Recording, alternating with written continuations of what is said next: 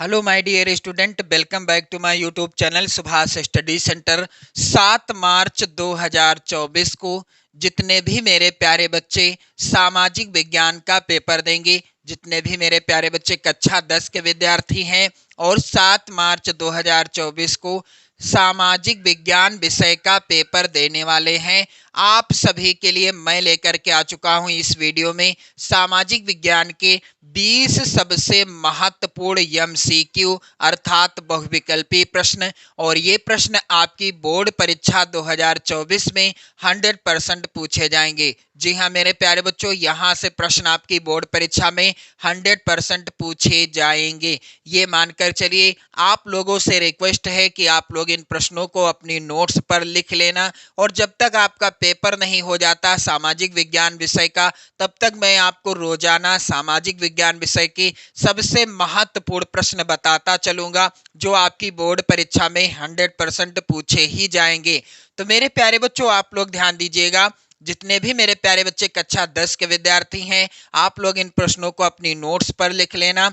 जैसा कि आप सभी जानते हैं 20 प्रश्न आते हैं बहुविकल्पी, प्रत्येक प्रश्न होता है 1 नंबर का, और ये प्रश्न आते हैं खंड आ के अंतर्गत। पेपर में जब आप देखोगे खंड आ के अंतर्गत ये प्रश्न पूछे जाते हैं। यदि आप इन 20 प्रश्नों का उत्तर सही तरीके से और सही उत्तर OMR शीट में भर देते हैं तो आपको मिलेंगे कितने अंक? पूरे पूरे 20 नंबर मिलेंगे। राइटिंग आपकी चाहे कितनी ही खराब क्यों ना हो। मेरे प्यारे बच्चों, OMR शीट का नमूना भी आप देख सकते हो, कुछ इसी पैटर्न पर भी आधारित रहेगी OMR शीट। मेरे प्यारे बच्चों, यहाँ पर आप लोग ध्यान दीजिएगा, ये है OMR शीट का नमूना। अब यहाँ पर आप लोग ध्यान देंगे, जैसे पहला प्रश्न है पुनर्जागरण। यहाँ पर आप लोग थोड़ा सा ध्यान दीजिएगा, थोड़ा सा हल्का प्रिंट हुआ है मेरे प्यारे बच्चों, आप लोग समझ जाइएगा, मैं पढ़कर सुना रहा हूं आप सभी को। पुनर्जागरण, पुनर्जागरण है ये। अब युग, ये है युग। पुनर्जागरण युग का अभ्युदय किस देश में हुआ था? पुनर्जागरण युग का अभ्युदय किस देश में हुआ था? विकल्प इस प्रकार से हैं। पहला है विकल्प, यहाँ पर आप लोग ध्यान दीजिएगा, इटली। दूसरा विकल्प है मेरे प्यारे बच्चों ब्रिटेन। तीसरा विकल्प है अमेरिका, और चौथा विकल्प है, ये अमेरिका लिखा हुआ है, आप लोग ध्यान दीजिएगा, अमेरिका लिखा हुआ है। और चौथा है विकल्प मेरे प्यारे बच्चों रोम। तो पुनर्जागरण युग का अभ्युदय दिए गए विकल्पों में से किस देश में हुआ था? इसका उत्तर हो जाएगा इटली देश में। मेरे प्यारे बच्चों, अब पहले प्रश्न के अंतर्गत पहला विकल्प सही है, तो पेपर जो आपको मिलेगा 7 मार्च को, उसमें का, खा, गा या घा नहीं लिखा होगा, उसमें क्या लिखा रहेगा? A, B, C और D, इस तरह से, क्योंकि OMR में भी A, B, C और D लिखा रहता है। अब पहले में कौन सा सही है? पहले में पहला ही सही है, तो 1 के आगे A वाले गोले को काला कर देना है। यानी जिस प्रश्न में जो भी विकल्प सही होगा आपको उसी के अनुसार गोले भरने हैं, और एक बार गोला काला करने के बाद आप न तो उसे काट सकते हैं, ना व्हाइटनर लगा सकते हैं, ना इरेजर का प्रयोग कर सकते हैं, कुछ भी नहीं कर सकते। यदि आप ऐसा करेंगे तो आपके नंबर काट दिए जाएंगे, क्योंकि 2024 बोर्ड परीक्षा में ये कानून बनाया गया है यूपी बोर्ड के द्वारा कि आपको काट पीट नहीं करनी है, OMR शीट में ओवर राइटिंग नहीं करनी है, ना ही अपनी उत्तर पुस्तिका का यानी कॉपी का पहला कवर भरते समय उसमें भी ओवर राइटिंग नहीं करनी है। तो OMR शीट में आंसर आप तभी भरिएगा जब आपको कंफर्म हो जाए कि इस प्रश्न का उत्तर यही है। जैसे कि अगला प्रश्न यहाँ पर है मेरे प्यारे बच्चों, आप लोग तैयार कर लेना। जापान, यहाँ पर आप लोग ध्यान देंगे, जापान की सबसे, यहाँ पर जापान की है, आप लोग ध्यान दीजिएगा, सबसे प्राचीन, जापान की सबसे प्राचीन मुद्रित पुस्तक कौन सी है? जापान की सबसे प्राचीन मुद्रित पुस्तक कौन सी है? दिए गए विकल्प इस प्रकार से हैं। पहला है विकल्प डायमंड सूत्र, दूसरा विकल्प है मेरे प्यारे बच्चों डायमंड पॉकेट। यहाँ पर आप लोग ध्यान देंगे, मैं लिख दूं क्योंकि थोड़ा सा प्रिंट में थोड़ा सा यहाँ पर क्या हो गया है, कमी हो गई है। डायमंड सूत्र पहला विकल्प है। अब दूसरा है डायमंड पॉकेट, तीसरा विकल्प है universal, universal truth, universal truth. और चौथा विकल्प है ए होली प्लेस। तो इसमें से सही विकल्प कौन सा है? दूसरे प्रश्न का आंसर क्या हो जाएगा? जापान की सबसे प्राचीन पुस्तक कौन सी है? इस प्रश्न का उत्तर हो जाएगा डायमंड सूत्र। पहला ही विकल्प क्या है? सही है। मेरे प्यारे बच्चों, प्रश्न संख्या 3 वेरी इंपॉर्टेंट, और ये 2024 की बोर्ड परीक्षा में 100% पूछा जाएगा। प्रश्न क्या है? भारतीय राष्ट्रीय, मेरे प्यारे बच्चों, भारतीय राष्ट्रीय कांग्रेस, यहां पर क्या है? कांग्रेस है। आप लोग समझ जाइएगा, थोड़ा सा यहां पर प्रिंट की कमी हो गई है, इसके लिए मैं क्षमा चाहता हूं आप सभी से। फिलहाल मैं आपको इस प्रश्न क्लियर करा रहा हूं, यानी सब चीज बता रहा हूं। जहां पर जो लिखा है भारतीय राष्ट्रीय कांग्रेस की स्थापना हुई थी कब? यहां पर पहला है विकल्प 1883 ईस्वी में, 1883 में। दूसरा है विकल्प 1884 में। तीसरा विकल्प है 1885 में। और चौथा विकल्प है मेरे प्यारे बच्चों 1886 में। तो आप सभी जानते हैं भारतीय राष्ट्रीय कांग्रेस की स्थापना कब हुई थी? सन 1885 ईस्वी में हुई थी। यहां पर तीसरा वाला विकल्प सही होगा। मेरे प्यारे बच्चों, आपसे रिक्वेस्ट है कि आप लोग वीडियो शेयर जरूर कर दें, और सबसे जरूरी बात, आप इन सभी प्रश्नों को अपनी नोट्स पर जरूर लिखते जाओ। मेरे प्यारे बच्चों, बोर्ड परीक्षा तक यानी 7 मार्च तक मैं आपको इसी तरह के महत्वपूर्ण बहुविकल्पी और दीर्घ उत्तरी सभी प्रश्नों को करा दूंगा। आप लोग उन प्रश्नों को तैयार कर लोगे तो सामाजिक विज्ञान के पेपर में अच्छा स्कोर करोगे, अच्छे अंक प्राप्त कर सकोगे। मेरे प्यारे बच्चों, प्रश्न संख्या 4 है यहां पर महामंदी। महामंदी, आप लोग ध्यान देंगे, महामंदी का प्रारंभ, आप लोग ध्यान दीजिएगा, महामंदी का प्रारंभ किस वर्ष हुआ? महामंदी का प्रारंभ किस वर्ष हुआ? पहला है विकल्प 1918 में। दूसरा विकल्प है 1924 में। तीसरा विकल्प है 1929 में। चौथा विकल्प है 1934 में। तो महामंदी का या आर्थिक महामंदी का प्रारंभ कब हुआ विश्व में? 1929 में आर्थिक महामंदी आई थी पूरे विश्व में। मेरे प्यारे बच्चों, इतना ज्यादा ये प्रश्न पूछा जाता है कि आपकी बोर्ड परीक्षा 2024 के लिए भी वेरी वेरी इंपॉर्टेंट है। प्रश्न संख्या 5 है मेरे प्यारे बच्चों, बंबई में पहली कपड़ा मिल कब स्थापित की गई? पहला है विकल्प सन 1804 ईस्वी में। दूसरा है सन 1810 में। तीसरा सन 1854 में। चौथा सन 1860 में। तो बंबई में पहली कपड़ा मिल कब स्थापित की गई? इस प्रश्न का उत्तर होगा मेरे प्यारे बच्चों सन 1804 ईस्वी में बंबई में पहली कपड़ा मिल की स्थापना की गई। कब? सन 1804 ईस्वी में। प्रश्न संख्या 6 है मेरे प्यारे बच्चों, भारत में राष्ट्रपिता कहकर किसे संबोधित किया जाता है? तो यहां पर आप लोग ध्यान दीजिएगा, पहला है विकल्प जवाहरलाल नेहरू को। दूसरा विकल्प है महात्मा गांधी को। तीसरा है विकल्प सुभाष चंद्र बोस को। चौथा विकल्प है गोपाल, यहां पर गोपाल होगा, गोपाल कृष्ण गोखले को। तो भारत में राष्ट्रपिता कहकर किसको संबोधित किया जाता है? आप सभी जानते हैं, महात्मा गांधी जी को। प्रश्न संख्या 7 है मेरे प्यारे बच्चों, भारत में संघीय सरकार को कहते हैं, क्या कहते हैं? केंद्रीय सरकार या राज्य सरकार या प्रांतीय सरकार या स्थानीय सरकार? तो भारत में संघीय सरकार को क्या कहा जाता है? उत्तर हो जाएगा केंद्रीय सरकार कहा जाता है भारत में संघीय सरकार को। प्रश्न संख्या 8 है मेरे प्यारे बच्चों, वेरी इंपॉर्टेंट आपकी बोर्ड परीक्षा 2024 के लिए। कह रहा है भारत में पंचायती राज को संवैधानिक स्थिति कब प्रदान की गई? भारत में पंचायती राज को संवैधानिक स्थिति कब प्रदान की गई? क्या 1980 में, या दूसरा है विकल्प 1990 में, तीसरा विकल्प है 1993 में, चौथा है विकल्प 2004 में। तो सन 1993 ईस्वी में भारत में पंचायती राज को संवैधानिक स्थिति प्रदान की गई थी। कब? सन 1993 ईस्वी में। मेरे प्यारे बच्चों, आप लोग इन सभी प्रश्नों को लिख लेना। मैं वादा करता हूं कि यहां से आपकी बोर्ड परीक्षा में प्रश्न जरूर आएंगे। प्रश्न संख्या 9 है, धर्मनिरपेक्ष राज्य में। विकल्प है पहला, धर्म का कोई स्थान नहीं होता।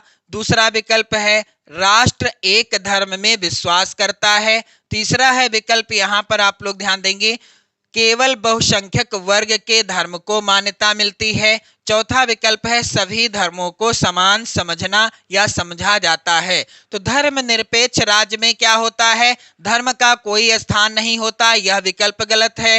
राष्ट्र एक ही धर्म में विश्वास करता है, यह भी विकल्प गलत है। केवल बहुसंख्यक वर्ग यानी जिस धर्म को मानने वालों की संख्या अधिक है, क्या उस धर्म को मान्यता मिलती है? यह भी गलत है। सही क्या है? धर्मनिरपेक्ष राज्य में मेरे प्यारे बच्चों सभी धर्मों को समान समझा जाता है, यानी सभी धर्मों को समान समझना धर्मनिरपेक्ष राज्य में होता है, यानी सभी धर्मों को समान समझा जाता है धर्मनिरपेक्ष राज्य में। मेरे प्यारे बच्चों, प्रश्न संख्या 10 है, यहां पर निम्नलिखित में से राजनीतिक दल का कार्य क्या है? यहां पर आप लोग ध्यान देंगे, पहला विकल्प दल चुनाव लड़ते हैं।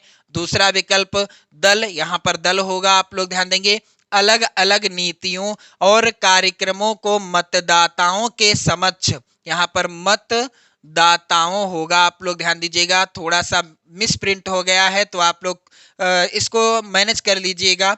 समक्ष, यहां पर समक्ष लिखा हुआ है, के समक्ष रखता है या रखते हैं। तीसरा विकल्प है दल ही सरकार बनाते और चलाते हैं।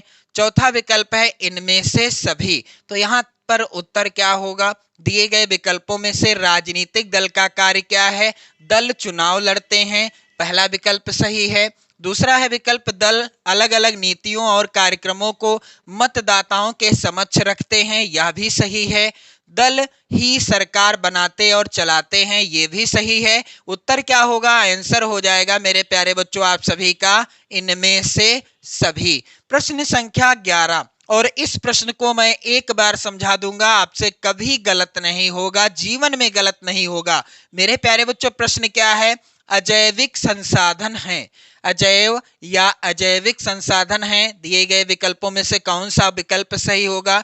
पहला है विकल्प चट्टाने, दूसरा विकल्प है पशु, तीसरा विकल्प है पौधे, चौथा विकल्प है मछलियां। तो अजैव या अजैविक संसाधन किसे कहा जाता है? जो निर्जीव अवस्था में होते हैं, जिनकी वृद्धि व विकास नहीं होता, वह होते हैं अजैव या अजैविक संसाधन। और जिनमें जीवन पाया जाता है या जीवित अवस्था में होते हैं, जिनकी वृद्धि और विकास होता है, वह होते हैं जैव संसाधन। अब जैव संसाधन क्या है?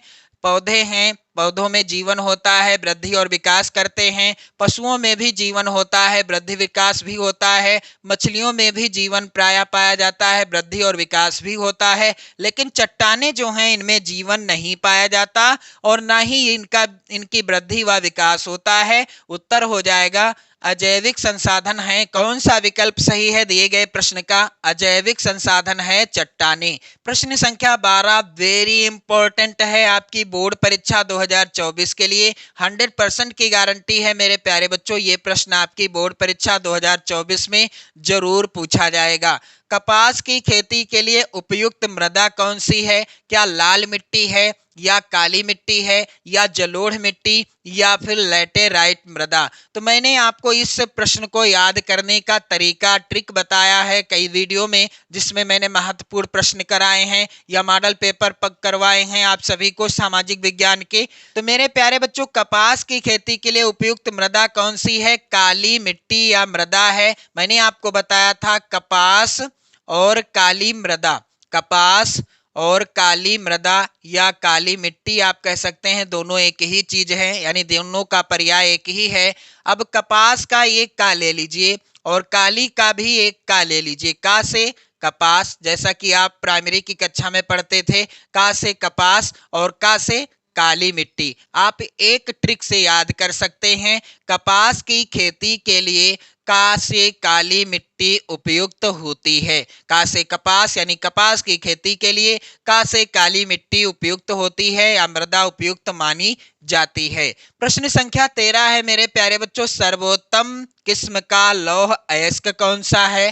पहला है विकल्प सिडेराइट, दूसरा विकल्प है हेमेटाइट, यहाँ पर हेमेटाइट होगा, आप लोग ध्यान दीजिएगा हेमेटाइट।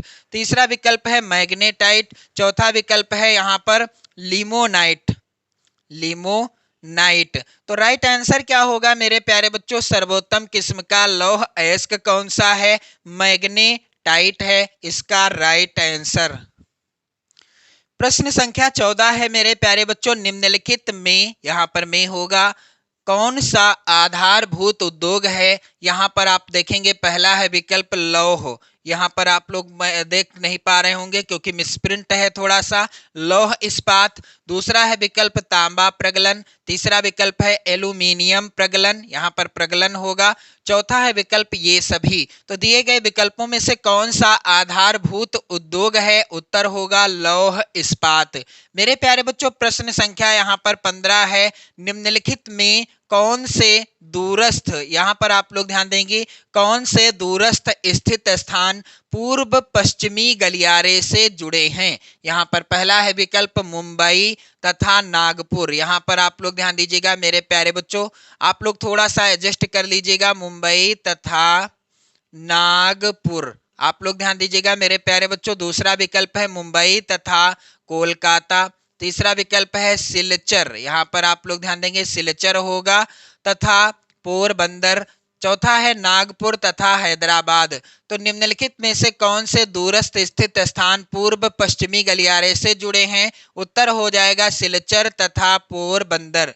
प्रश्न संख्या 16 है मेरे प्यारे बच्चों, यहाँ पर आप लोग ध्यान देंगे, भारत में प्रथम रेलगाड़ी, भारत में प्रथम रेलगाड़ी चलाई गई, कब चलाई गई मेरे प्यारे बच्चों? क्या सन 1853 में चलाई गई? यहाँ पर सन 1853 लिखा हुआ है मेरे प्यारे बच्चों।